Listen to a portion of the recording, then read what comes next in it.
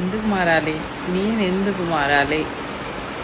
మారడానికి మీరు ఎట్లా అనుకుంటారు? నన్ను మారడం అంటే మామూలు విషయం అనుకుంటారా? ఒక మనిషి ప్రాణం ఉన్నన్ని రోజులు ఒక మనిషికి ఒక క్యారెక్టర్ అనేది ఉంటుంది. వాళ్ళు ఒకరు హెల్ప్ చేసే గుణమా, ఒకరిని తిట్టే గుణమా, ఒకరిని కొట్టే గుణమా, ఒకరికి మంచి చెప్పేదా, ఏదో ఒకటి ఉంటుంది. ఏది ఉంటుందో అదే ఉంటుంది. కానీ ఎదుట వాళ్ళ ప్రవర్తనని బట్టి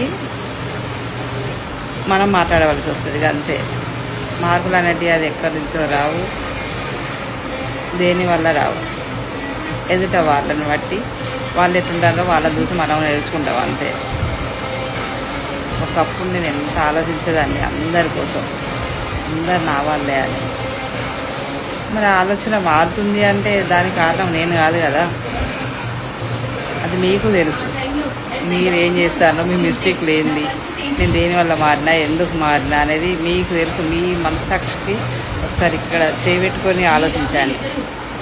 అసలు బుజ్జక్క ఎందుకు మారింది, మార్పు అనేది ఎంతో వరకు వచ్చింది, ఎంత వచ్చింది. ఇంకా నెక్స్ట్ నన్ను చూడండి. మీరు ఇట్లా కూడా నెక్స్ట్ ఇంకా మీరు ఊహించుకోలేని అంత లెవెల్లో ఉంటుంది. నేను లెవెల్ అంటే డబ్బు కాదు, మనసులో ఎట్లా చూస్తా అనేది తెలుస్తుంది మీకు. రాను